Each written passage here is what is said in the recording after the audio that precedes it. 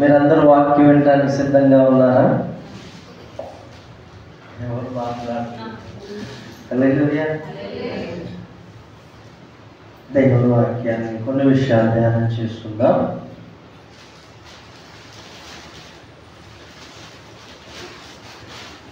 గొర్రెల కాపరి అయిన దావీదు ఎంతమందికి తెలుసు?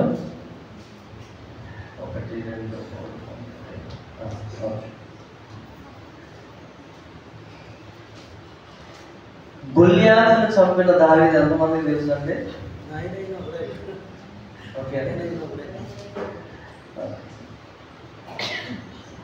బాగా శ్రమల పాలైన దావీదు ఎంతమందికి తెలుసా? తెలుసు. రాజుగా చేయబడిన దావీదు, హల్లెలూయా, ఆయనే. మంచిది దేవుని బిడ్డలారా. ఆయన గురించి చెప్పమని పరిశుద్ధాత్మ దేవుడు ఆయన మాట్లాడి ఉన్నారు. హల్లెలూయా. మంచిది. ఒక మాట చదువుకుందాము. ఒక మాట చదువుదాము.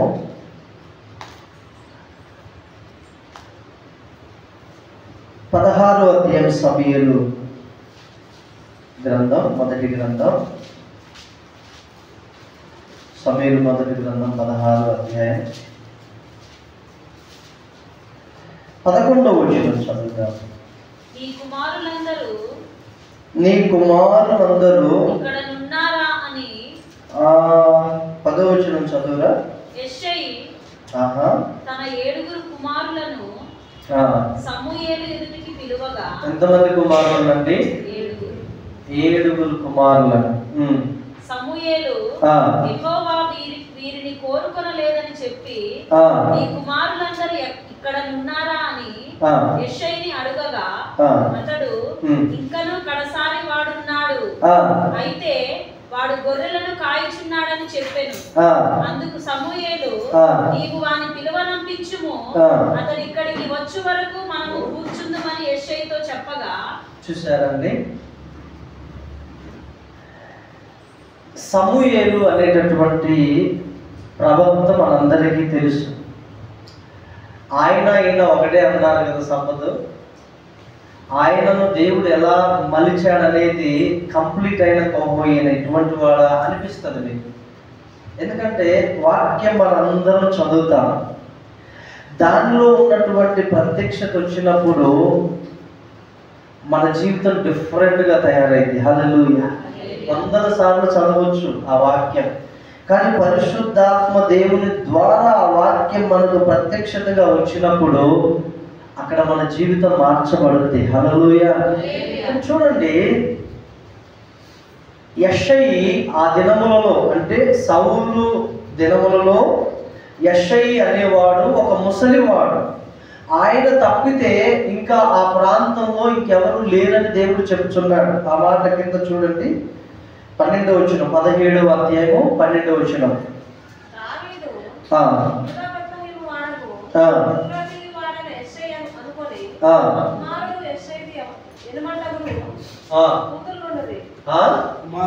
కుమారులుండరి,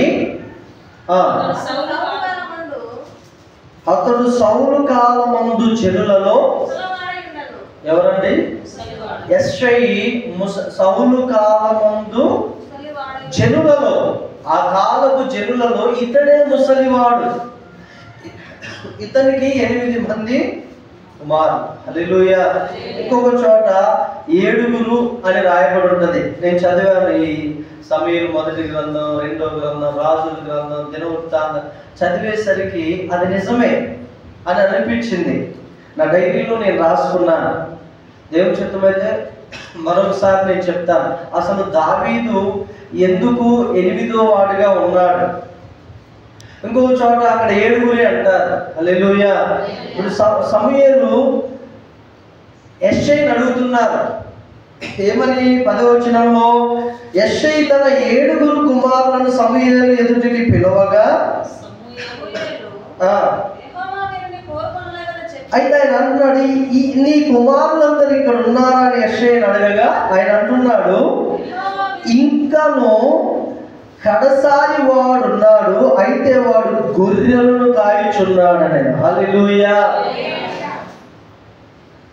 దావీదు యెషయి దృష్టికి ఒక విలువలేని వాడిగా ఉన్నాడు. ఎందుకు విలువలేని వాడిగా అంటే, ఇప్పుడు మనం అర్థమవటానికి మనం చూద్దాము. ఒక కుటుంబంలో 2 కుమారులు ఉన్నారు. ఒక కుమారుడు ఉద్యోగస్తుడై ఉంటే ఇంకొక కుమారుడు ఆ ఇంట్లో ఉన్నటువంటి గొర్రెలను కాసుకుంటూ ఉంటే ఇద్దరిలో విలువ ఎక్కువ ఎవరికి ఉంటుంది? నిజం చెప్తారు, మన లోకాలు ఎవరికి ఉన్నది? ఉద్యోగస్తులకు ఉంటుంది. ఇక్కడ చూడండి, 7 మందిలో 3 సైనికులుగా ఉన్నారు. ఎవరి దగ్గర తెలుసా? సౌలు దగ్గర సైనికులుగా ఉన్నారు. వాళ్ళకి చాలా ప్రత్యేకత ఉంది. అయితే దావీదు కడవారిసారి వాడు గొర్రెలు కాస్తున్నాడు, ఒక ఎన్నిక లేని వాడుగా ఉన్నాడు. అయితే దావీదు దేవుని దృష్టిలో ఎన్నికైన వాడు. హల్లెలూయా. ఎందుకు దావీదు దేవుని దృష్టిలో ఎన్నికైన వాడు? ఈ 7 మంది కుమారులు ఎందుకు ఎన్నిక లేని వారిగా ఉన్నారు? నేను చెప్పేది కదా, దేవుడు అన్నాడు ఈ 7గురిని దేవుడు యెహోవా కోరుకొనలేదు అని ఉంటుంది. ఇంకొక మాట ఏముంటుందో తెలుసండి, 7వ వచనం చదువు. అయితే యెహోవా సమూయేలుతో ఇలాగు సెలవిచ్చెను, అతని రూపమును అతని ఎత్తును లక్ష్య పెట్టకుము, మనుషులు లక్ష్య పెట్టు వాటిని యెహోవా లక్ష్య పెట్టడు. నేను అతని త్రోసివేసి ఉన్నాను. ఏం చేశాడంట దేవుడు? త్రోసివేసి. మనుషులు లక్ష్య పెట్టే వారిని యెహోవా లక్ష్య పెట్టడు. మనం చూడండి, కొన్నిసార్లు ఎలా ఉంటామంటే బలవంతంగా మనం కనబడాలని ప్రయత్నం చేస్తాం. అందరికి బలవంతంగా, అది దేవుడికి ఇష్టమైన పద్ధతి. దేవుడు తీసుకొచ్చి ఇక్కడ పెట్టాలి మనల్ని. హల్లెలూయా. దేవుడు గుర్తించి మనల్ని ఇక్కడ పెట్టాలి. వెళ్ళిపోయాడు దావీదు, గొర్రెలు కాసుకుంటున్నాడు. యెషయి, సమూయేలు ఏమండి మరి 7 మందిలో ఒకరిలో 2 పంపించుంటాడు యెషయి. ఏది దారి చూపించడానికి దావీదుని తీసుకెళ్ళి ఆయన వచ్చేంత వరకు ఆడ కూర్చున్నారు. గంట కూర్చున్నారా, 2 గంటల 3 గంటల మనకు తెలియదు, కానీ వచ్చేంత వరకు కూర్చున్నారు. దేవునికి స్తోత్రం. దావీదు అలా వస్తున్నాడు. చూడండి, దావీదు అలా వస్తున్నాడు. రాగానే సమూయేలు చూశాడు దావీదుని. ఎవరిని చూశారు? చిన్నవాడు, ఎర్రనివాడు, చక్కనివాడు. సమూయేలు దావీదును చూడగానే ఒక స్వరం సమూయేలు వింటున్నాడు. హల్లెలూయా. ఏమని తెలుసా? ఇక్కడ ఏమని చూడండి, 12వ వచనంలో అతడు రాగానే నేను కోరుకున్నవాడు ఇతడే, నేను కోరుకొనినవాడు ఇతడే. బాబా హల్లెలూయా, హల్లెలూయా. అతడు రాగానే అంటున్నాడు, అయ్యా నేను కోరుకున్నవాడు ఇతడే, నీవు లేచి వారిని అభిషేకించమని యెహోవా. మీరు ఒకసారి ఆలోచించండి, దేవుడు కోరుకునేటటువంటి వ్యక్తుల యొక్క మనస్తత్వం ఎలా ఉంటుందంటే ఎల్లప్పుడూ తనను తాను తగ్గించుకొని దీనస్థితిలో ఉండే విధంగానే ఉంటది. హల్లెలూయా. గర్విష్ఠులుగా, శరీర యొక్క దృఢత్వం కలిగిన వారముగా, అందం కలిగిన వారంగా, ఏమంటే మంచి జ్ఞానం కలిగిన వారముగా ఉంటే దేవుడు కోరుకోడు. దావీదు వాస్తవంగా కుటుంబంలో త్రోసివేయబడిన స్థితిలో ఉన్నాడు, నెట్టివేయబడిన స్థితిలో ఉన్నాడు. ఒక పనికి మాలిన వాడిగా, గొర్రెల కాపరిగా దావీదును వాళ్ళ నాన్నగారు పక్కన పెట్టాడు. అయితే దావీదును దేవుడు కోరుకోవడానికి గల కారణం ఏంటయ్యా అంటే, ఒకవేళ యెషయి తను త్రోసివేశాడనా, వాళ్ళ అన్నదమ్ములు అతను తృణీకరించారంటే కాదు. దావీదులో ఒక లక్షణం ఉంది, ఏందో తెలుసా? దావీదు దేవుణ్ణి ఆరాధించేవాడు. హల్లెలూయా చెప్పాలి. హల్లెలూయా. రాజుగా ఉన్నప్పుడే దావీదు దేవుణ్ణి ఆరాధించిన వాడు కాదండి.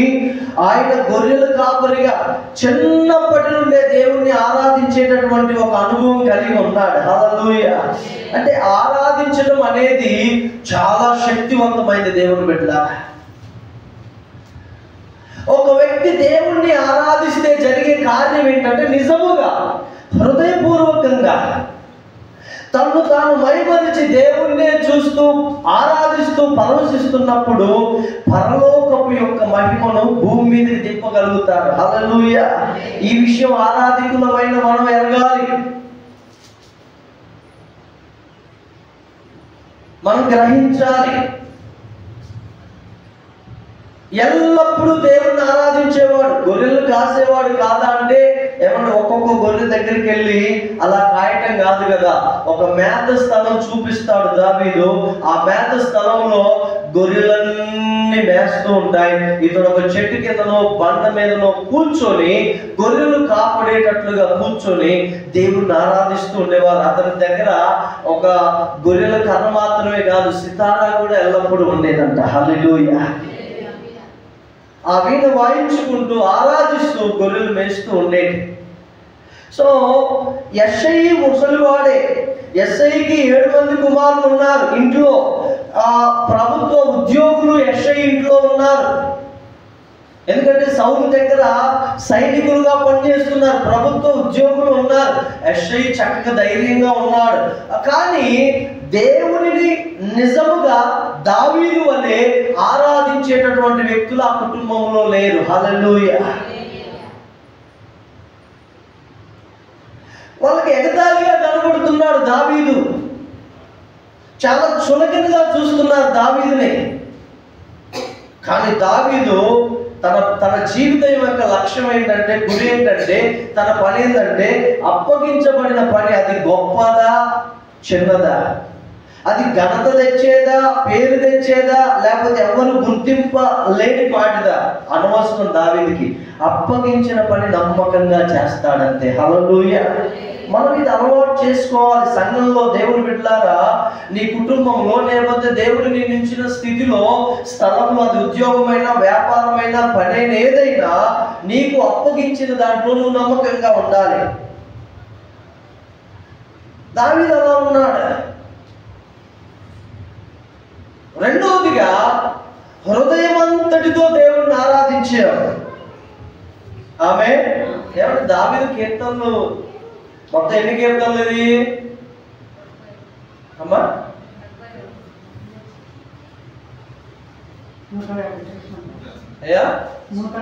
150 కీర్తనలు. 150 కీర్తనలు. 150 కీర్తనలు దాదాపుగా 15 నుండి 20 మంది రాస్తే అందులో 70కి పైబడి దావీదు రాసిన కీర్తనలే ఉన్నాయి. హల్లెలూయా. కోరహు కుమారులు రచించిన లేకపోతే పాడిన కీర్తన ఎవరు అనుకున్నారు? దావీదు రాసినయే. అవి రాయబడినాయి. అంటే కోరహు కుమారులు రచించిన కీర్తనలు కాదండి. అక్కడ కొంత యదిద్య లేకపోతే తంతి వాయిద్యముల మీద ప్రధాన యాజకునికి గాయకునికి రాయబడిన పాటలు ఉంటాయి. అవన్నీ దావీదు రచించినాయి. హల్లెలూయా. హల్లెలూయా. అంటే దావీదు చూడండి ఎంతగా దేవుణ్ణి ఆరాధించాడు. దానిని దేవుడు దృష్టిలో పెట్టున్నాడు. దేవునికి కావాల్సింది ఎవరో తెలుసా అండి? ఎవరైతే దేవుణ్ణి ఆరాధించే హృదయం కలిగి ఉంటారో, దేవుణ్ణి ఎల్లప్పుడూ మహిమపరిచే హృదయం కలిగి ఉంటారో వారిని దేవుడు ఎన్నుకుంటాడు. హల్లెలూయా. నిజంగా చెప్తున్నా, నేను ఇందా చెప్పాను కదా సాక్ష్యంలో, నేను సేవ మేము ఇద్దరు సహోదరులు మేము సేవ అన్నా మనం సేవ చేయొద్దన్నా. ఎవరైతే సేవకుడు ఉంటాడో ఆ సేవకుడికి ఏ లోటు లేకుండా మనం పనిచేద్దాం, డబ్బు సంపాదిద్దాం, ఆయన చేతిలో పెడదాం, మనం ఆయన దగ్గరనే ఉందాం. హల్లెలూయా. దేవుడు ఏమనుకుంటాడో తెలియదు కానీ మీ పని అది కాదనేసి మేమేదైతే వద్దనుకున్నామో అక్కడ తీసుకొచ్చి దేవుడు పెట్టాడు. హల్లెలూయా. దేవుడు పిలిచిన తర్వాత అండి, నేను 4 సంవత్సరాలు సుమారుగా 4 సంవత్సరాల దాకా నేను రాలే సేవకి.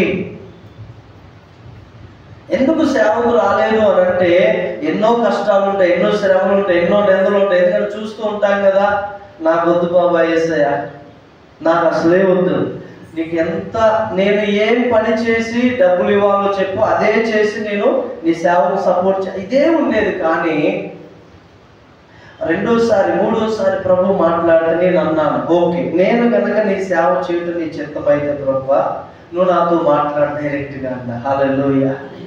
హల్లెలూయా. 2009లో దేవుడు రాత్రి పగలు 2 సార్లు దేవుడు నాతో మాట్లాడినాడు. హల్లెలూయా. ఆ రోజే నేను సంపూర్ణంగా దేవుడికి సేవకు సమర్పించుకున్నా.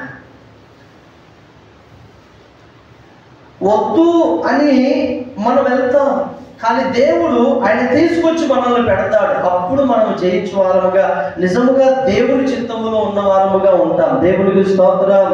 అయితే దావీదు ఏమంటే చూడండి, గొర్రెలు కాసే విషయంలో చాలా నమ్మకంగా ఉన్నాడు. అవునా కాదా? నేను ఈరోజు పోను గొర్రెలు కాయడానికి, నేను ఇంట్లో ఉంటా అని దావీదు జీవితంలో ఎప్పుడు చెప్పకపోవచ్చు. ఈ సమయానికి డౌట్ వచ్చింది. చూడండి, దేవుడు అన్నాడు ఒక వ్యక్తిని రాజుగా అభిషేకించమన్నాడు. అభిషేకించమని చెప్పి దేవుడు సమయాన్ని పంపించాడు. అందుకనే అడుగుతున్నాడు, ఈ 7 నీ కుమారులు ఇంకెవరైనా ఉన్నారంటే ఈయన ఆ ఉన్నాళ్ళే కడసారి వాడు అక్కడ ఉన్నాళ్ళే అంటే ఎక్కడ ఉన్నాడంటే అగో ఆ గొర్రెలు కాస్తున్నాళ్ళు ఎక్కడో ఉన్నాళ్ళే అంట.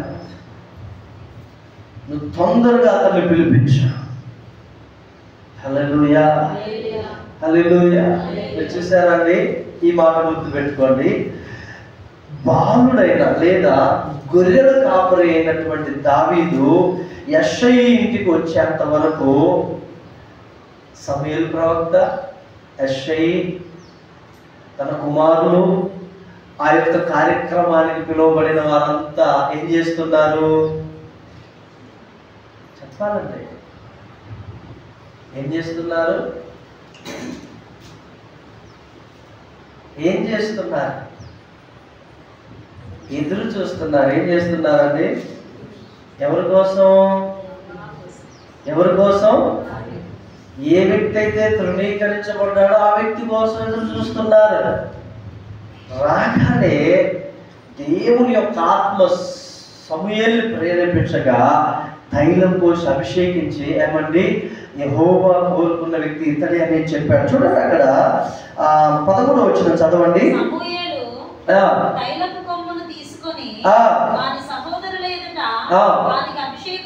చేసెను, నాట నుండి యెహోవా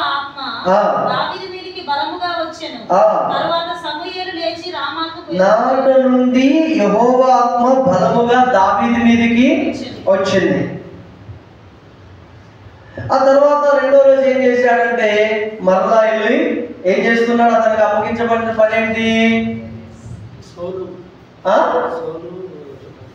అతనికి అప్పగించబడిన పని ఏంటి? గొర్రెలు కాసుకుంటున్నాడు. అంతేనా? గొర్రెలు కాపరు కాబట్టి మళ్ళా వెళ్తున్నాడు, గొర్రెలు కాసుకుంటున్నాడు. అయితే అదే కాలంలో జరిగిన విషయం ఏంటయ్యా అంటే దేవుని యొద్ద నుండి దురాత్మ ఒకటి వచ్చి సౌలును బట్టి వెరపిస్తుంటే వెర్రి మాటలు మాట్లాడుతున్నాడు, వెర్రిగా ప్రవచిస్తున్నాడు, ఈట తీసి గోడకి పుచ్చుతున్నాడు. ఇలా జరుగుతుంటే ఆ రాజ్యంలో ఉన్న వారు అన్నారు, ఇది దురాత్మ కాబట్టి ఈ దురాత్మ పోవాలంటే ఆరాధించేటటువంటి వ్యక్తి కావాలి, వాయిద్యములు వాయించేటటువంటి వ్యక్తి కావాలని రాజుకు చెప్పగా రాజు అంటాడు విచారించండి అనగానే ఒక విషయం తెలిసింది. ఏందో తెలుసా? అందరూ పిచ్చివాడు, ఎప్పుడు చూసినా పాటలు పాడతాడు, ఎప్పుడు చూసినా ఏదో సితార వాయిస్తాడు, ఇదేంట్రా బాబు అనుకునేటటువంటి వారు, అయ్యా ఒక వ్యక్తి ఉన్నాడయ్యా, యెషై కుమారుడయ్యా, వాడు దావీదు, వాడు గొర్రెలు కాసుకుంటాడు, అలాంటి పట్టణంలో ఉన్నాడు అనగానే రాజు ఏం చేస్తాడు తెలుసా?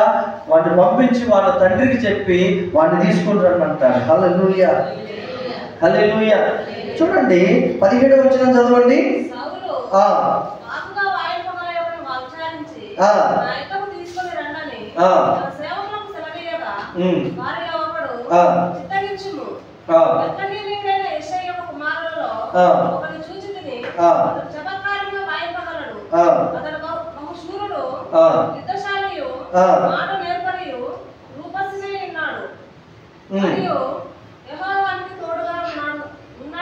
ఈ మాట చదువుదాం. మరియు అందరం కలిసి చదువుదాం. మరియు యెహోవా వారికి తోడుగా ఉన్నాడనగా. ఎవరు చెప్తున్నారు ఈ మాట? హలో, దావీదుకు యెహోవా దేవుడు తోడుగా ఉన్నాడని ఎవరు చెప్తున్నారు? సౌలు రాజు దగ్గర ఉండేటటువంటి మంత్రులు ఉంటారు కదండి, వాళ్ళలో ఒకడు దేవుడు చెబుతున్నాడు దావీదు గురించి. అంటే దావీదు ఎక్కడో గొర్రెలు కాసుకునే వాడి గురించి రాజ్యంలో ప్రథమ స్థానంలో తెలిసి ఉంది, ఎరగబడి ఉంది. హల్లెలూయా.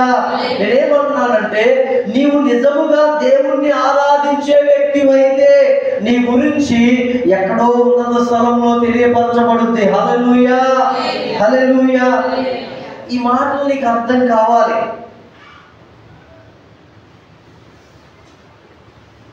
ఒకే ఒక వ్యక్తి తెలియపరచబడాలంటే ఒక చిన్న కార్యం జరిగితే చాలు. దేవుడు తన జీవితంలో ఆ కార్యము జరిగిస్తే చాలు, ఆ వ్యక్తి దేశానికి తెలియపరచబడతాడు. హల్లెలూయా.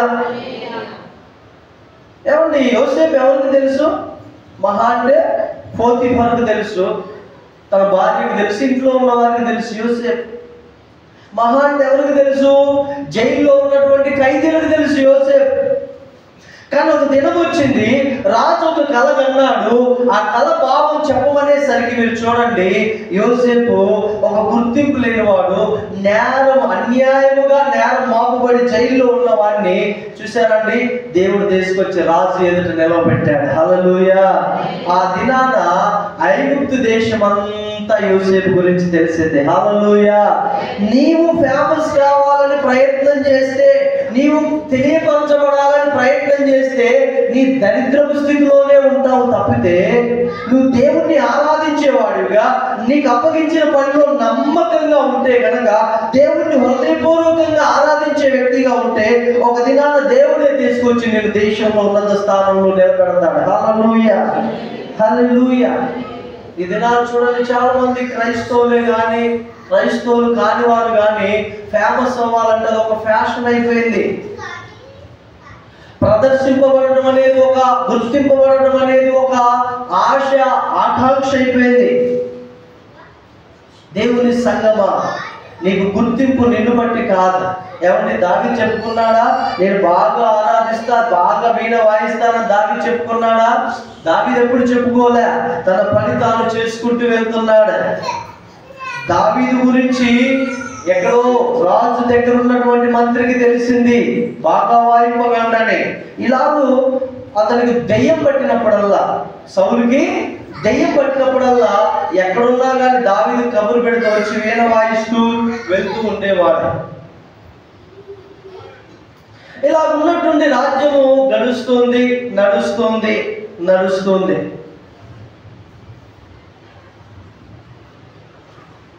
ఒక దినాన ఫిలిస్తీన్లు ఇశ్రాయేలీల మీద యుద్ధానికి వచ్చారు. ఎవరు వచ్చారు చెప్పండి? ఫిలిస్తీన్ ఇశ్రాయేలీల మీదకి యుద్ధానికి వచ్చారు. ఒక ఫిలిస్తీన్లు యుద్ధానికి వచ్చారు కదా అని ఇశ్రాయేలీలు కూడా యుద్ధానికి రెడీగా ఉన్నారు. అయితే అక్కడ ఒక నిబంధన ఉంది ఇద్దరి మధ్యలో. ఏంటయ్యా నిబంధన అంటే, అందులో ఫిలిస్తీన్ల దేశంలో ఒకడు వచ్చి అంటున్నాడు, రాజా సౌలా, ఇక నువ్వు నేను మనం అందరం కొట్టుకొని చనిపోవడం ఎందుకు, ఓ పని చేయండి, మీలో ఒకరిని బలవంతుడైన వాడిని ఒకరిని నియమించుకోండి, మాలో ఒకరిని బలవంతుడైన వాడిని మేము నియమించుకుంటాం, వీరిద్దరూ కొట్టుకుంటారు, ఫైట్ చేస్తారు. ఒకవేళ కనుక మావోడు ఓడిపోతే, ఫిలిస్తీయుడు చచ్చిపోతే, మేమందరం మీకు బానిసలం అయిపోతాం.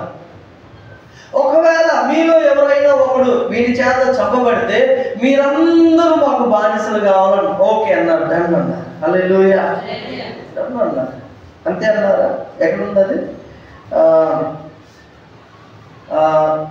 ఎక్కడుందండి? 17వ అధ్యాయంలో నేను చెప్పిన మాట చదవండి. ఎక్కడుంది అది?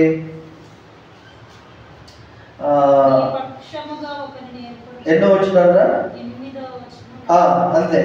నీ పక్షముగా ఒకరిని ఏర్పరచుకొని అతని నా యొద్దకు పంపుడి, అతడు నాతో పోట్లాడి నన్ను చంపగలిగిన ఎడల, 9వ వచనం, చంపగలిగిన ఎడల మేము నీకు దాసుల మగుదము, నేను అతని జయించి చంపిన ఎడల మీరు మాకు దాసులై మాకు దాస్యము చేయుదురు.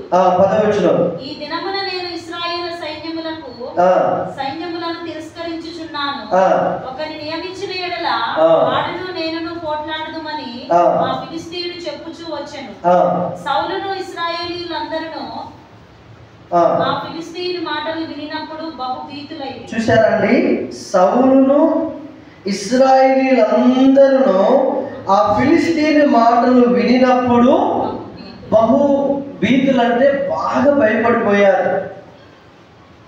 హల్లెలూయా. యుద్ధం జరుగుతుంది, ఏం అర్థం కావట్లేదు. అసలు రాజ్యంలో ఎవరు యుద్ధం చేయాలండి? మొట్టమొదటిగా ఎవరు ఉండాలి? ముందు రాజు ఉండాలి, అంతేనా కాదా? రాజు ఉండాలి.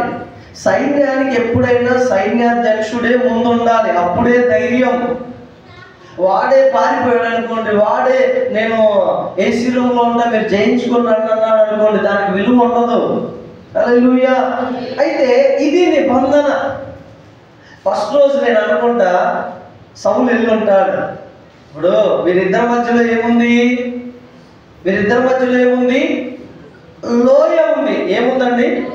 లోయ ఒకటి ఉంది. లోయ, ఒక వాగు లాంటి లోయ, వెడల్పుగా. ఈ లోయ దగ్గరికి వస్తుంటారు సౌలు. వాడిని చూడు, వాడెంత 6 మూల జానడు, అంటే 12 నుంచి ఎక్కువే అడుగులు, అంతెత్తు. చూశాడు, నా వల్ల కాదు. పైగా వాడిని ఏమన్నా కొట్టడానికి ఏముంది? కాళ్ళకి, నడుముకి, ఈ బాడీకి, తలకి అంత కవచమే ఉంది, అంత కవచమే ఉంది. ఈయన కూడా యుద్ధాభ్యాసం కలిగిన వాడు కాబట్టి ఈయన పరిమితిలో అన్ని ధరించుకొని వెళ్ళాడు. నా వల్ల కాదని భయపడి. ఇక్కడ ఏముందండి? 11వ వచనం, సౌలును ఇశ్రాయేలీలందరూ ఆ ఫిలిష్తీయుల మాటలు విన్నప్పుడు అయిపోయింది. రెండో రోజు నేను అనుకుంటా దావీదు పెద్దన్న యోవాబా, పెద్దన్న అయిపోయారు. ఏం పేరండి? యోవాబేనా? ఒక నిమిషం చెప్తా, అతని పేరు ఏం పేరంటే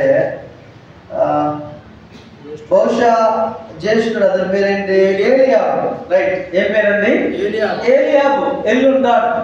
అంటే ఇశ్రాయేలీలో చాలా మంది ఒక్కడేన్నారుగా ఒక్కొక్కరు వెళ్ళి చూస్తున్నారు, భయపడుతున్నారు, వచ్చేస్తున్నారు. ఎన్ని దినముల మట్టుకి? హలో, ఎన్ని దినముల మట్టుకి? ఈ లెక్కను మీరు బైబిల్ చదవట్లే. ఎన్ని దినాల మట్టుకి? ఎందమ్మా? 5? పోనీ ఒక గుడ్డేటిగా మాట్లాడండి. ఎన్ని దినాలు? 12వ వచనం చదవమ్మా. 16వ వచనం. ఆ ఫిలిష్తీయుడు ఉదయమునను సాయంత్రమునను బయలుదేరుచు 40 దినములు తన్ను తాను అగుపరుచుకొనుచు. ఇప్పుడు చెప్పండి, ఎన్ని దినాలండి? 40 రోజులు.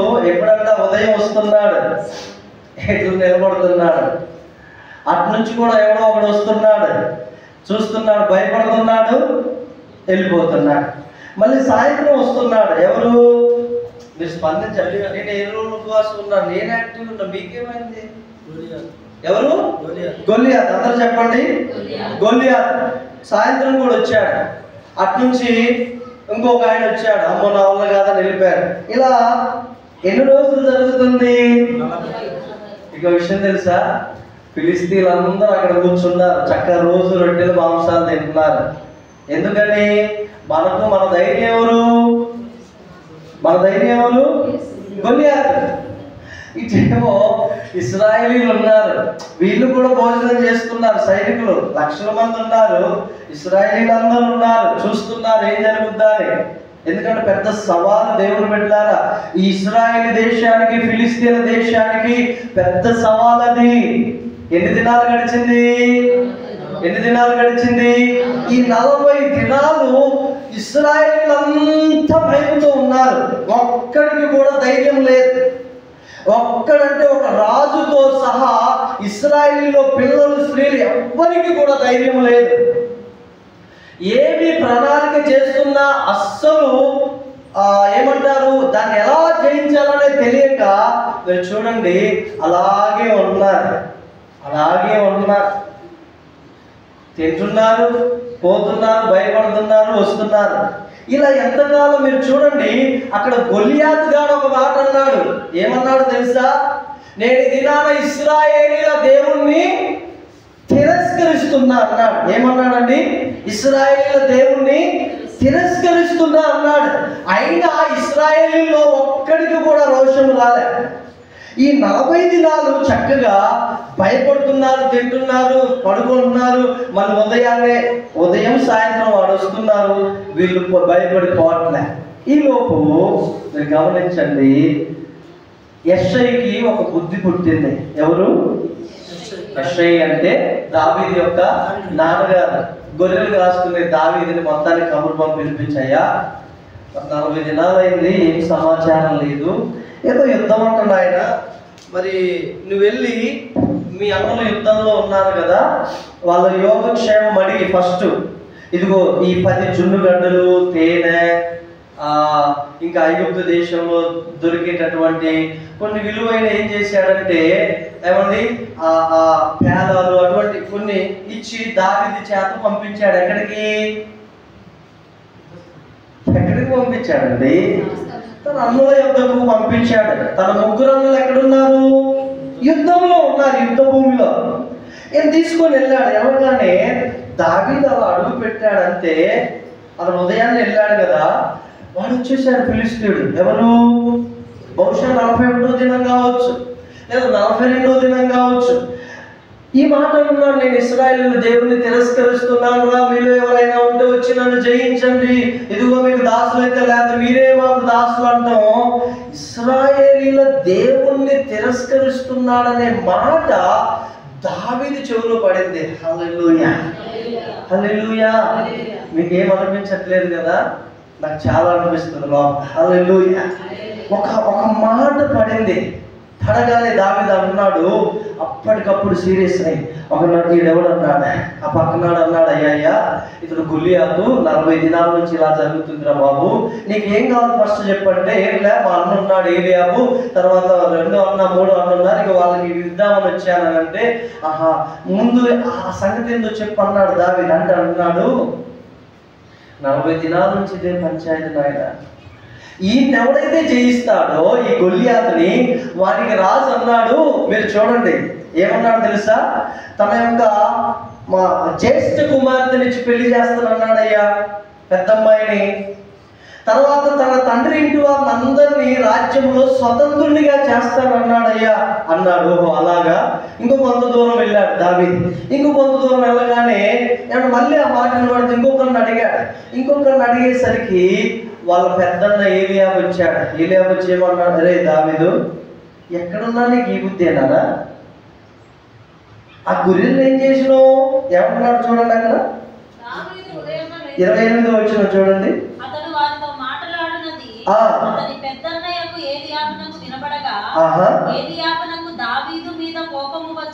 ఏమొచ్చిందంటండి? ఇంకో విషయం తెలుసా? దేవుణ్ణి ఎవరైతే ఆరాధిస్తారో, దేవునికి ఎవరైతే ఇష్టలుగా ఉంటారో వాళ్ళ మీద చాలా మంది కోపపడతారు. ఇది నిజం. దేవుని బిడ్డలారా, వాళ్ళు ద్వేషించబడుతూ ఉంటారు ప్రతిదినం. వాళ్ళు నిందించబడుతూ ఉంటారు. హల్లెలూయా. పాపడు అంటున్నాడు చూడండి, అతనితో నీవిక్కడికి ఎందుకు వచ్చిందివి? అరణ్యములోని ఆ చిన్న గొర్రె మందను ఎవరి వశము? చూసారా అండి ఎంత హేళన మాట్లాడుతున్నాడు ఏలియాబు. ఆ మందను ఏం చేసావురా నువ్వు? ఏం చేసావు? ఎవరి వశం చేసావు? నీ గర్వమును నీ హృదయపు చెడుతనమును ఎంత ఘోరంగా తిడుతున్నాడంటే దావీదుని వాళ్ళ పెద్దన్నయ్య. దావీదు ఎవరంట? గర్విష్ఠంట. దావీదు ఎవరండి? గర్విష్ఠంట. చూడండి, నీ గర్వమును నీ హృదయపు చెడుతనమును నేను ఎరుగుతున్నాను. నిజంగా దావీదు హృదయంలో చెడు ఉందండి? చెడు లేదు. అతనికి రోషం పుట్టించే ఒకే ఒక మాట, ఇశ్రాయేలీల దేవుణ్ణి నేను తిరస్కరిస్తున్నానన్న మాట దావీదుకు రోషం కలుగజేస్తుంది.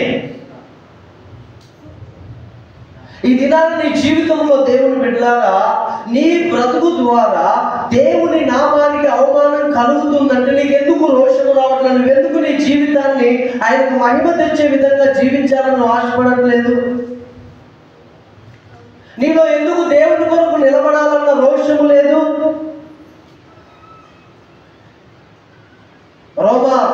2వ అధ్యాయంలో ఉంటుందండి, రోమీయులకు రాసిన పత్రిక. మిమ్మును బట్టే కదా దేవుని నామము అవమానపరచబడుతుంది, ద్వేషింపబడుతుంది. అన్యులను బట్టి కాదండి దేవుని నామం అవమానపరచబడేది. దేవుణ్ణి నేను నమ్ముకున్నా, దేవుణ్ణి నేను ఎరిగినా అనేటువంటి దేవుని బిడ్డల యొక్క ప్రవర్తన బట్టే దేవుని నామం అవమానపరచబడుతుంది లోకంలో. ఇశ్రాయేలు సైన్యము, దేవుని సంగమా, సౌలు రాజున్నాడు, అనేక మంది సైనికులు ఉన్నారు, కానీ ఒక్కరిలో కూడా దేవుణ్ణి అంటుంటే రోషం రావట్లేదు. పైగా రోషము కలిగిన చిన్నవాడు దావీదు వస్తే తన పెద్దన్నయ్య ఏలియాబు వచ్చి నీ హృదయ గర్వం, నీ హృదయపు చెడుతనం అని తిడుతున్నాడు. దావీదు ఏమన్నా ఎదురు మాట్లాడినాడా? ఏమన్నాడు చూడండి అక్కడ. అందుకు దావీదు ఆ లైన్ కంటిన్యూ చేయాలి. 28వ వచనం, నీ హృదయపు గర్వమును నేను ఎరుగుదును, యుద్ధము చూచుటకే కదా నీవు వచ్చితివనెను.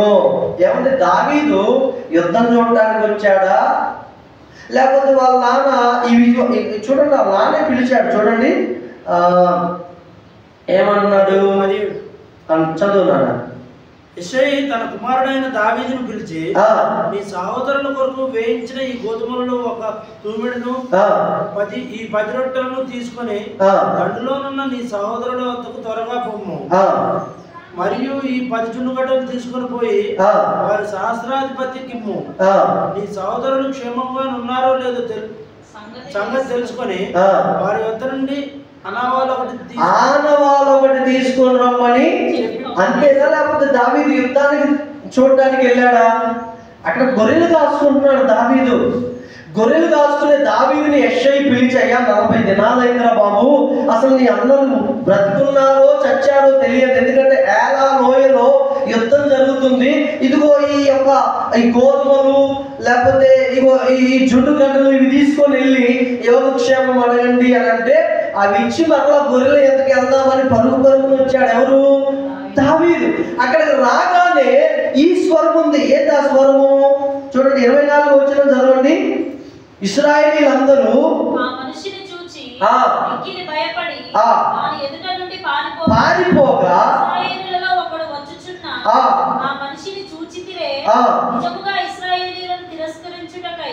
వాడు బయలుదేరుచున్నాడు, వారిని చంపిన వానికి రాజు బహుగా ఐశ్వర్యం కలుగజేసి కుమార్తెనిచ్చి పెళ్లి చేసి వారి తండ్రి ఇంటి వారిని ఇశ్రాయేలీయులలో స్వతంత్రులుగా 23వ వచనం చదువునానా? అతడు వారితో మాట్లాడుచుండగా ఏమని మాట్లాడుతున్నాడు? 22వ వచనం చదవండి. ఏమని మాట్లాడుతున్నాడు అంటే, దావీదు తాను తెచ్చిన వస్తువులను సామాగ్రిని కనిపెట్టు అని వశము చేసి పరిగెత్తుకొని పోయి సైన్యములో చొచ్చి కృష్ణ ప్రశ్నలు తన సహోదరుల నమ్మకంగా చేశాడా లేదా? పని చేశాడా లేదా చెప్పండి. చేశాడు. ఏదైతే తెచ్చాడో సహస్రాధిపతి చేతిలో పెట్టాడు. ఆ కావలి వారి చేతిలో పెట్టి వాళ్ళ అన్నల దగ్గరికి పరిగెత్తుకుంటూ వెళ్ళి ఏం చేశాడు తెలుసా? అన్న ఎలా ఉన్నారు? నాన్నగారు అడిగాడు, ఎలా ఉన్నారు ఏంటనేది అడిగారు. కిందికి రాగానే ఏం వినిపించిందో తెలుసా దావీదుకి? 23వ వచనం, తన అన్నలతో మాట్లాడుచుండగా అతడు వారితో 23వ వచనం చదవండి అందరూ.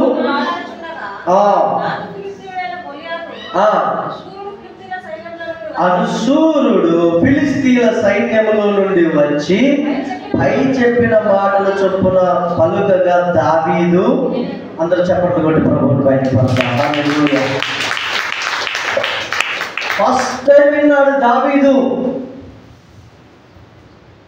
కానీ ఇక్కడ తన అన్నలు రాజు ఇశ్రాయేలీయులు ఎన్ని దినముల నుంచి వింటున్నారు? 40 దినాల నుంచి. ఉదయము వింటున్నారు, సాయంత్రం వింటున్నారు, ఉదయం వింటున్నారు, సాయంత్రం వింటున్నారు. వీళ్ళు ఒక్కరికైనా రోషం కలిగిందా? దావీదు ఫస్ట్ టైం విని ఇదంతా చూస్తుంటే తన అన్నాడు, ఒరే నువ్వు యుద్ధం చూడటానికే కదరా వచ్చిందంటే ఆయన అన్నాడు, ఆయన నేను అందుకు రాలేదు ఆయన. 29వ వచనం చదువు. అందుకు దావీదు, నేనేమి చేసిన మాట మాత్రము పలికితిని అని చెప్పి 31వ వచనం చదవండి. దావీదు చెప్పిన మాటలు నలుగురికి తెలియజేయగా జనుల సంగతి సౌలుతో చెప్పేది కనుక అతడు దావీదును పిలవనంపాడు. దావీదుని పిలవనప్పుడు అక్కడ ఏం జరుగుతుందో తెలుసా? సౌలు అంటున్నాడు, ఏంటయ్యా నువ్వు ఆ గొల్లియాతుని ఒకటే దెబ్బ చంపుతున్నావు అంటున్నావంట, ఏంటి నీ బల రహస్యం చెప్పి అన్నాడు. వాడేమో బాల్యం నుండి విద్యాభ్యాసాలు చేసిన వాడు, నీవేమో చూస్తే బాలుడు ఎర్రగా చక్కగా ఉన్నావు, పైకి గొర్రెలు కాసుకునేవాడు అంటున్నావు. గొర్రెలు కాసుకునే వాడికి యుద్ధ నైపుణ్యాలు ఏం తెలుసు, ఎక్సర్సైజ్లు ఏం తెలుసు, చేతిలో కర్ర ఉంటుంది, మహా అంటే చిన్నపాటి గొడవలు ఉంటుంది కదా, నీకు ఏం తెలుసు అన్నట్టుగా మాట్లాడుతుంటే ఆయన అన్నాడు, దావీదు అయ్యా నేను నా తండ్రి మందను కాయిచుండగా. ఆ మాట చదవండి, చదవండి. నీ దాసుడనైన నేను 34 వచ్చిన నా తండ్రి యొక్క గొర్రెలను కాయిచుండా. అంటే దావీదుకి ఇంకా గొర్రెలు సొంతం కావండి, ఎవరేంటాయి? కొన్ని నాన్నగారు ఇచ్చినాయి. ఖాళీగా ఏముంటావురా కొడగా, ఇగో ఈ గొర్రెలు కాయలు ఇచ్చాడు నాన్నగారు. సింహమును ఎలుగుబంటి వచ్చి మందలో నుండి ఒక గొర్రె పిల్లను ఎత్తుకొని పోవుచుండగా నేను దానిని తరిమి చంపి దాని నోట నుండి ఆ గొర్రెను విడిపించి తిని. ఇది మొదటి విడిపించి అది నా మీదికి రాగా దాని గడ్డను పట్టుకొని దానిని కొట్టి చంపి తిని. హల్లెలూయా.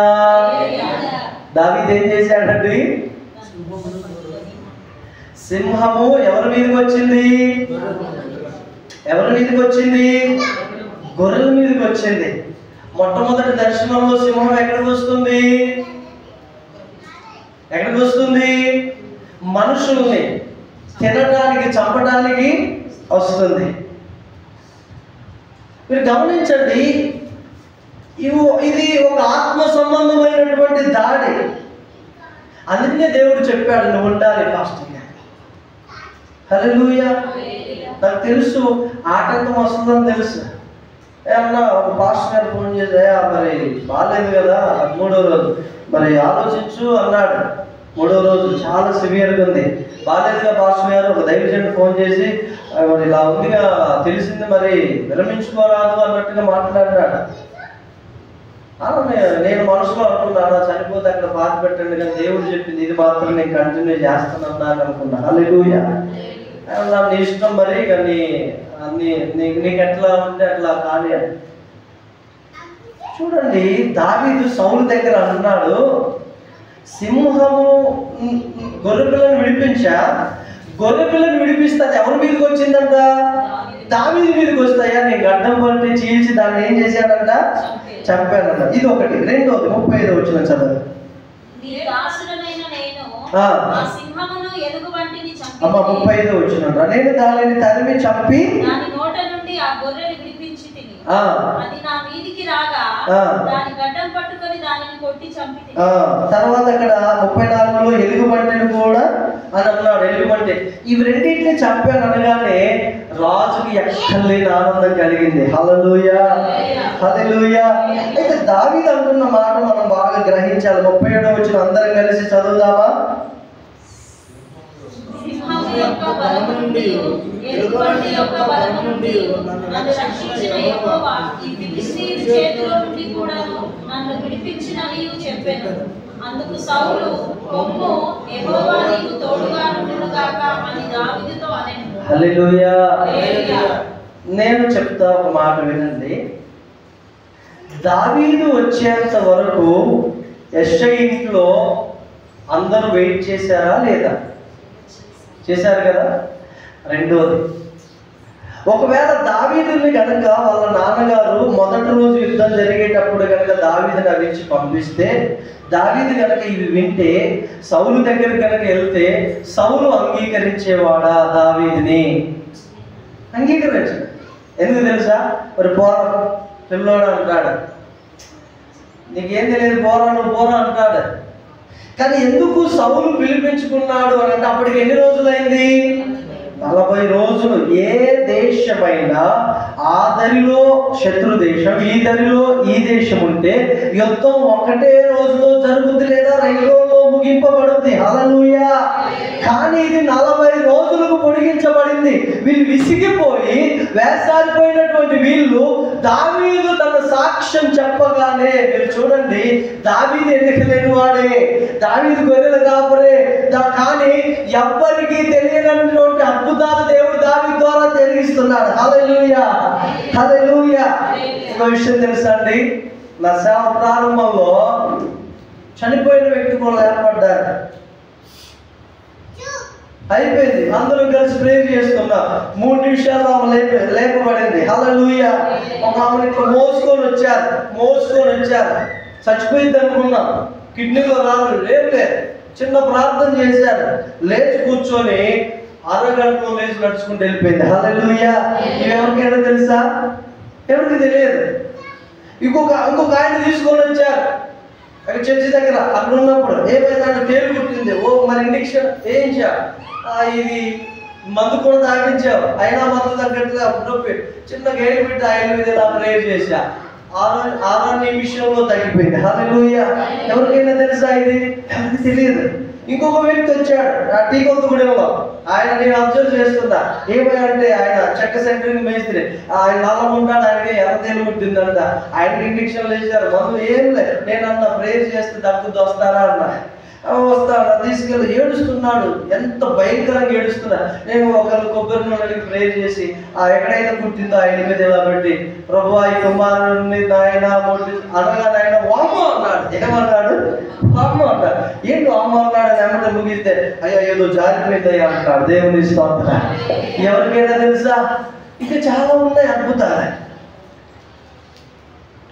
దావీదు లాంటి స్వభావం కలిగిన దైవజనుడు కానీ దైవజనురాలు కానీ దేవుడు హెచ్చించేంత వరకు మనమే ఉంటారు. హల్లెలూయా. నేను ఒక వ్యక్తి దగ్గర వాక్యం చెప్పాను. 7వ భయాల్లో మంచి పొలిటీషియన్, 75 మంది సేవకులు ఉన్నారు. నేను కూర్చున్నా. దేవుడు అన్నాడు, సూర్య వాక్యం చెప్పాలి, ఇది చెప్పు అన్నాడు. ఎజ్రా గ్రంథంలో. సరే ప్రభా సిద్ధపడు. ఈలోపు పాస్టర్స్ ఒక 5 మంది కూర్చుంటారు. నాకు ఎందుకు లేదు, ఆయన 3వ వ్యక్తి నన్ను పిలిచి కూర్చోబెట్టాడు పైన స్టేజ్ మీద. సరే పిలిచారు, వెళ్ళి కూర్చున్నా. 75 మంది. ఫస్ట్ 2 చెప్పారు 10 నిమిషాలు 15 నిమిషాలు. నాకు అవకాశం ఇచ్చారు. దేవుడు చెప్పమన్నాడు కదా, 15 నుంచి 22 నిమిషాల మధ్యలో అందించా. అద్భుతంగా దేవుడు మాట్లాడినాడు. హల్లెలూయా. ఆ 75 మంది సేవకుల యొక్క నోట్లో ఈ సూర్య పడిపోయాడు. ఏం పాస్టర్ గారు ఇంత బాగా వాక్యం చెప్తున్నారు మరి? నేను అలా చెప్పి కూర్చున్నా, చప్పట్లు కొడుతున్నారు అందరూ, పెద్ద పెద్ద దైవజనులు. నేను ఈ విషయం మార్గదర్శిస్తూ పిడుగురాలు రాత్రి, తమ్ముడు ఎందుకు తమ్ముడు ఇప్పుడైనా రా తమ్ముడు, ఎంత కృప ఉంది, నువ్వు ఎందుకు ఇంకా మరుగై ఉంటున్నావు, నీకంటే వెనక ఎప్పుడెప్పుడు వచ్చినో లేదా? నేను అన్నానక్క, నేను రావటం కాదు, దేవుడు నన్ను తీసుకురావాలి. హల్లెలూయా. దేవుడు నన్ను తీసుకొచ్చేంత వరకు నేను మరుగైన. ఒక దైవజనుడు నాకు ప్రాప్స్ చెప్పారు, 2025లో నీ మినిస్ట్రీ చాలా చాలా ఉన్నతంగా అవుట్స్కట్స్కి వెళ్తా ఉంటాడు. హల్లెలూయా. వేచి ఉండాలి. ఆమేన్. హల్లెలూయా. అంటే చూడండి, దావీదు ఈ సాక్ష్యాలని చెప్తున్నాడు. ఇంకా నేను సాక్ష్యాలు చాలా ఉన్నాయి.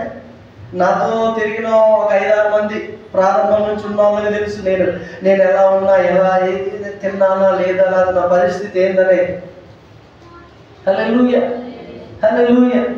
ఇవన్నీ సరే పక్కన పెడితే, దావీదు ఇదిగో నాయన సింహాన్ని చంపా, ఎలుగుబంటిని చంపా అనగానే సౌలు యాక్సెప్ట్ చేశాడన్నప్పుడు, హల్లెలూయా, యాక్సెప్ట్ చేసి సౌలు యుద్ధ కవచాలన్నీ దావీదుకు పెడితే ఒక అడుగు కూడా వేయలేకపోతున్నాడు. ఎవరు?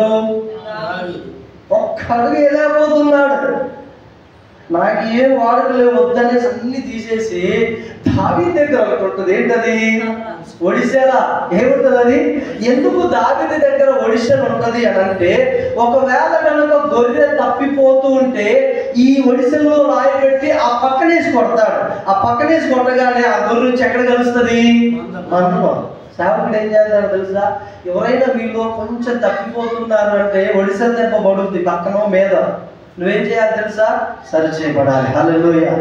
నాకు వద్దండి, ఆయన నన్ను టార్గెట్ చేశాడు, నాకు ఆ సంఘం వద్దు అని పోయావనుకో,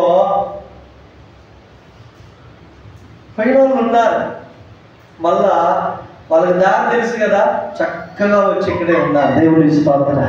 హల్లెలూయా. అలా ఉన్నారు. ఏమైందమ్మా, వెళ్ళారు కదా వాళ్ళు, అయ్యా ఇక్కడ దొరికిన ప్రేమ మాకు అక్కడ దొరకట్లేదయ్యా, వాళ్ళు ఏమైనా గుంజుకోడే కానీ మా ఇంటికి వచ్చి పరామర్శించేది లేదయ్యా. హల్లెలూయా. ఎక్కడున్నా నేను ఎక్కడికి ఒడిస్సాల. ఏంటండి ఒడిస్సాల. కొన్నిసార్లు కాబట్టి మీకు తెలియదు, పాస్టర్ గారు పలానా అన్నతో క్లోజ్గా ఉంటాడు, ఎక్కతో క్లోజ్గా ఉంటాడు, నేను క్లోజ్గా ఉంటా. తేడా వచ్చినప్పుడు చెప్పదెబ్బలు కూడా పడతాయి వాళ్ళు ఎంతటి వాళ్ళు అయినా కానీ. ఎందుకు తెలుసు, నా చేతిలో ఏముంది, ఒడిస్సాలు ఉంది. అది మీరు గమనించాలి. వీడికి ఒడిస్సాల దెబ్బలు ఎన్నిసార్లు పడ్డాయి అయినా ఇటు మారు, అది శరీరం చంద్రుడు. హల్లెలూయా. ఒడిస్సాల ఇది తీసుకున్నాడు. సంచి ఉన్నది కదా, సంచి ఒక పక్కన సంచి. ఇప్పుడు మీరు నార్త్ ఇండియా వెళ్తే వాళ్ళకి ఒక అలవాటు, ఒక డబ్బు సంచి ఇక్కడ ఉంటుంది, పర్సులో పెట్టుకోరు. డబ్బులు ఎప్పుడు వెనక, వాళ్ళు ఎప్పుడైనా ఇక్కడ ముందు పెట్టుకుంటారు. ఎందుకంటే నేను అటు వెళ్ళే 100 మంది సేవకులు ముందు పెట్టుకుంటాను. అందులో సెల్ ఫోన్ ఉంటుంది, అందులో ఐడి కార్డ్స్ ఉంటాయి, అందులోనే డబ్బు ఉంటుంది, ముందు ఉంటుంది. దొంగ వెనక నుంచి దొంగతనం చేయగలడా, ముందు నుంచి చేయగలడా, చేయలేడు. ఒడిసెలు ఉంది. అందులో దావీదు వెళ్తూ ఏలా లోయ అన్నాగా, ఏ లోయ అది, లోయలో ఏమండి, నేను మూమెంట్ చేస్తాను. లోయలో 5 నున్నర రాళ్ళు ఏరుకున్నాడు. ఎన్ని? 5. చెప్పండి ఎన్ని? 5. ఈ 5టికి చాలా ఆత్మీయమైన ఉపదేశం ఉంది. 5 రాళ్ళు సంచిలో పెట్టుకున్నాడు. మొత్తానికైతే ఇశ్రాయేలీయులందరూ రాజంతా ఉన్నారు, దావీదు మాత్రం వెళ్తున్నాడు. మీరు ఒకసారి ఆలోచించండి, మా నాన్నగారిని ఎందుకు పంపించాడు అనుకుంటున్నారు? ఎవరు? ఏలియాబు. ఈయన ఎందుకు పంపించారు ఆయన? ఇప్పుడు వెళ్ళి ఇశ్రాయేలీయులందరినీ వాళ్ళకి దాసులుగా చేస్తాడంటే వీడు ఎందుకు లేని వాడు కదా, షేమ్గా ఫీల్ అవుతున్నాడు. నేను సైన్యంలో ఉన్నాం మేము ముగ్గురం, వీడేంటి యుద్ధానికి వెళ్తున్నాడు అర్థం కావట్లేదు. హలో దేవుని సంగమా, కొన్నిసార్లు నీవు కలిగి ఉన్న స్థితి కూడా చేయలేంది, ఏ స్థితి లేని అమాయకంలో ఉండేటటువంటి వ్యక్తి ద్వారా దేవుడు కార్యాలు జరిగిస్తాడు. హల్లెలూయా, హల్లెలూయా. దేవుని పద్ధతి, దేవుని పని చాలా ఉన్నతంగా ఉంటది. నీవు ఒక వ్యక్తి మీద నీ ఫోకస్ పెడతావు, ఒక అధికారి మీద నువ్వు ఫోకస్ పెడతావు, కానీ వాటి దేని ద్వారా దేవుడు జరిగించాడు, నువ్వు ఊహించినటువంటి విధముగా దేవుడు కార్యాన్ని జరిగిస్తాడు. హల్లెలూయా, హల్లెలూయా. దావీదు వెళ్ళాడు, రాజు పోయి నిలబడగానే గొలియాతు ఎదురు చూస్తున్నాడు. మరలా వచ్చింది టైం, తిరస్కరిస్తే ఎవరైనా ఉన్నారా? నేను ఉన్నారా? ఎక్కడ కింది చూసా, నేనేమో కుక్కనా పిల్లినా అంటున్నాడు. ఎవరు? నేనేమన్నా కుక్కలా పిల్లినా, నా మీదకి వచ్చావేంటో, నేనేమో షేమ్గా ఫీల్ అవుతున్నాడు. మీరు చూడండి, గొల్లియాతు 40 రోజులు చాలా ఎంజాయ్ చేశాడు, ఆడుకున్నాడు ఇశ్రాయేలీయుల్ని. ఫిలిస్తీన్లంతా చాలా సంతోషంగా తిని తాగుతున్నారు. ఎందుకో తెలుసా? ఇక మనం వారిని స్వాధీనపరచుకోబోతున్నాం, క్యాప్చర్ చేసుకోబోతున్నాం, ఇశ్రాయేలీయులంతా మనం దోచుకోబోతున్నాం. ఓ మన దేవత మనకి ఇదిగో గొల్లియాతుని ఇచ్చిందని రోజు సంబరాలు చేసుకుంటున్నారు. దావీదు 40 దినాల తర్వాత వచ్చాడు, ఎదుగు లేనివాడు, కానీ హృదయం అంతా దేవుని చేత ఆరాధనతో నింపబడిన వాడు. హల్లెలూయా. హృదయం అంతా దేవునితో, ఆయన ప్రేమతో, ఆయన యొక్క శక్తితో నింపబడినటువంటి వ్యక్తి దావీదు. అక్కడ చూడండి ఏమంటున్నాడంటే, ఇదిగో 43 వచ్చిన చదువు. ఫిలిస్తీయుడు ఆ కర్ర తీసుకొని, నీ కర్ర తీసుకొని నా మీదకి వస్తున్నాడు బాబు. ఏమంటున్నాడు చూడండి, నేను పొక్కన తన దేవతల పేరట దావీదును శపించెను, నా దగ్గరకు రమ్మని మాంసమును ఆకాశ పక్షులకును గోరుముఖములను ఇచ్చివేసిన ఫిలిస్తీయుడు దావీదుతో అనగా, దావీదు ఏమంటున్నాడు? 45 వచ్చిన అందరు కలిసి చదవండి గట్టిగా.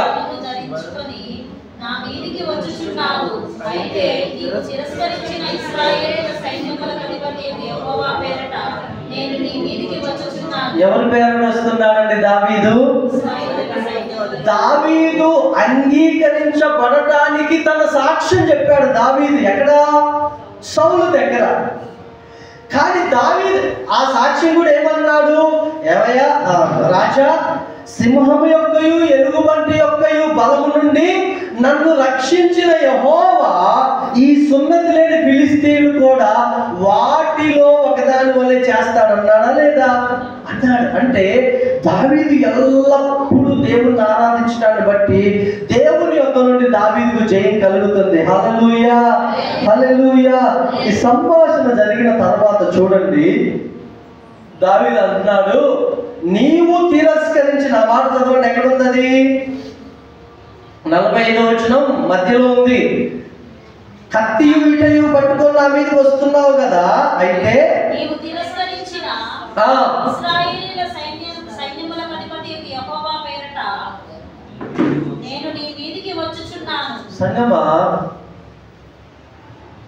ఒకవేళ నీ ప్రాంతంలో దేవుని నామం అవమానపరచబడుతుంది అంటే, నిన్ను బట్టో నీ పొరుగు వారిని బట్టో దేవుని నామం కించపరచబడుతుంది అని అంటే, ఈ దేవుని మందిరానికి చర్చికి వెళ్ళే వాళ్ళందరూ ఇంతేనండి అని అన్నారంటే నీలో కొంచెం కూడా రోషం లేదా? వాళ్ళ కోసం ఉపవాసం ప్రార్థన చేద్దాం, రోజు ప్రార్థన చేద్దాం అనే భారం నీలో లేదా? ఆ రోషం నీలో లేదా? లేదా నిన్ను బట్టే దేవుని నామానికి అవమానం కలుగుతుంది అనుకో, నీ క్రియలను బట్టే నువ్వు మార్చుకోవాలనే ఒక రోషం నీలో లేదా? తిరస్కరించిన ఆ యెహోవా పేరు నీ మీదకి వస్తున్నానని తాను ఏరుకున్న రాళ్ళలో 5 సంచిలో నుంచి ఒక రాయి తీశాడు. మీరు చూడండి, శత్రువుని మనము కొట్టడానికి ఎక్కడ కూడా స్థలం ఉండదు. దేవుని ఆత్మ చేత మనం నింపబడితేనే ఆ ఆత్మ ద్వారా శత్రువును మనం ఎక్కడ కొట్టాలో ఆ ఆత్మ దేవుడే మన ద్వారా కొట్టిస్తాడు. హల్లెలూయా. కేవలం నుదుట మాత్రమే ఖాళీ ఉంది. ఆ సన్నటి గుండ్రటి రాయితో ఒడిసెలతో తిప్పి గొల్లియాతును కొట్టగానే అతను ముందుకు బార్ల పడ్డాడు. ఎక్కడ? ముందుకు బార్ల పడగానే దావీదు వెళ్ళి, గమనించండి, తన కత్తినే తీసి తన తల నరికేశాడు. హల్లెలూయా. ఇది చూసిన ఫిలిస్తీన్లు భోజనాలు వండుకుంటూ, ఎందుకంటే ఆ పోరగాడు వస్తున్నారు, అయిపోయింది అనుకున్నారు ఫిలిస్తీన్లు, అవునా కదా? ఎంజాయ్ చేస్తున్నారు. ఎప్పుడైతే వాళ్ళకి ఆధారమైన వాడు బార్ల పడ్డాడో వాళ్ళు లేచి పరిగెత్తడం ప్రారంభించారు. ఈ విషయం చూసిన ఇశ్రాయేలీయులు అప్పుడు కత్తులు పట్టుకొని వస్తున్నారండి. దేవునికి స్తోత్రం. ఇప్పుడు మీరు చెప్పండి, అక్కడ జయము కలుగజేసింది ఎవరు? దేవుడు. హల్లెలూయా. ఒక వ్యక్తి దేవుని మీద ఆధారపడేవాడిగా ఉండి, దేవుణ్ణి ఆరాధించేవాడిగా ఉండి, దేవుడు అప్పగించిన పనిలో నమ్మకంగా ఉండేవాడై ఉంటే ఆ వ్యక్తి ద్వారా దేవుడు గొప్ప కార్యాలు చేస్తాడు. హల్లెలూయా. గొప్ప కార్యాలు చేస్తాడు దేవుడు. బిడ్డలారా, నీ జీవితంలో నమ్మకత్వాన్ని కాపాడుకో, యథార్థంగా ఉండడాన్ని కాపాడుకో. ఒకవేళ నిందించబడిన దానిని లక్ష్య పెట్టకు, దేవుని పని మీద నువ్వు లక్ష్య పెట్టు. హల్లెలూయా. ఎన్నో వస్తాయండి. నేను మొట్టమొదటి ఏం చెప్పాను మీకు? గొర్రెల కాపరైన దావీదు మీకు తెలుసా అని చెప్పాను. రెండవది, గొల్లియాతుని చంపిన దావీదు మీకు తెలుసా అని చెప్పాను. మూడవది ఏంటి? కాదు, మూడవది బహుగా శ్రమలు పడిన దావీదు మీకు తెలుసా అన్న. నాలుగవది, రాజుగా చేయబడిన దావీదు తెలుసా. ఇప్పుడు ఎన్ని అయిపోయినాయి? ఎన్ని చెప్పా నేను ఇప్పుడు? ఎన్ని చెప్పా? 4 విషయాలు చెప్పా, కానీ ఇప్పుడు ఎన్ని కంప్లీట్ అయినాయి ఇందులో? అయ్యో, ఎన్ని కంప్లీట్ అయినాయమ్మా? 2 కంప్లీట్ అయినాయి. ఎన్ని? ఒకటి, గొర్రెల కాపరైన దావీదు ఎలాగనే చెప్పుకున్నారు. రెండవది, గొల్లియాతును హతమార్చిన దావీదు. ఇంకా 2 ఉన్నాయి. ఒకటి, అనేక శ్రమలు పరచబడినటువంటి దావీదు. 4వదిగా రాజుగా చేయబడిన. హల్లెలూయా. ఈ రెండింటి గురించి కూడా చెప్పుకుందామా, ముగించుకుందామా? మీకు కళ్ళు మూసుకుందాం, ప్రార్థన చేద్దాం. థ్యాంక్ యూ దేవుని సంగమా. హల్లెలూయా. అందరూ ప్రార్థన చేద్దాం. నీ జీవితంలో